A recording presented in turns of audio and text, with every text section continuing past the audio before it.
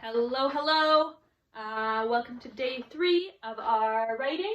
Today I want to start talking about time words. So we've been talking about beginning, middle, end in a story and how we have to make sure that it's in order so that when our reader is reading it or when we're reading it to our friends that it makes sense. So today I've given you some different time words to help with that. Usually, in the past, I've only given you 3, but what I notice when I give you first then finally is we get those words repeated a lot. So this year, I've decided to give you a few different options to try from. And I'm going to take a picture of this and put it on your Google Docs so that you can have it with you when you're writing. So I'll show you how I used it for the story that we were talking about that was my story at the beginning of the week. So these are words that kind of help us as writers organize our thoughts and as readers figure out what's going on in the story. So in the beginning of my story, to start my sentences, I might use words like this. First. So first this happened. First, I went to the bowling alley. It all started when. So it all started when I saw a picture of my puppy on my phone. Or one day at school, if you're writing about something that just happened one day. Then, in the middle of your story, these are some words that can help you. Next, then, after, and later.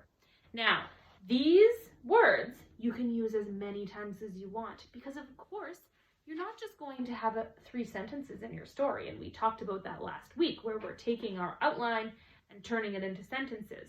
So, if you're going to have more than one sentence for the middle of your story, you're going to need to have more than one word to write that middle with.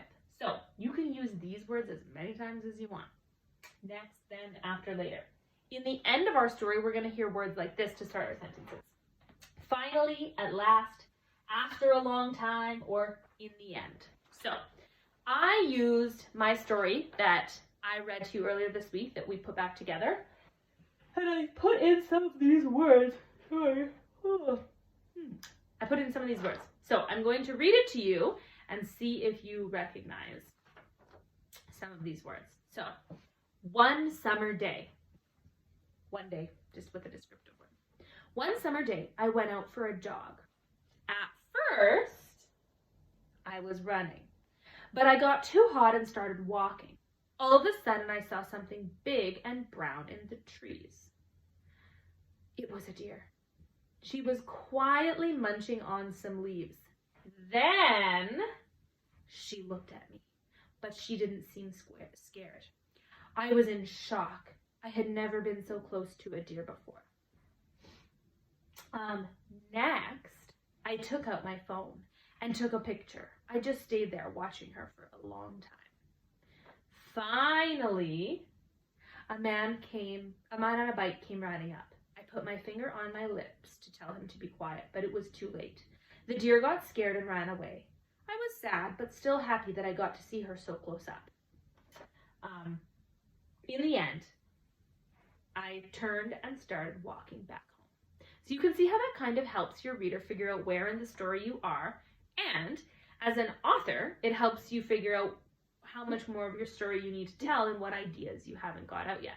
So take a picture of this so that you can have it when you're doing your own writing and use it, and I'll talk to you tomorrow.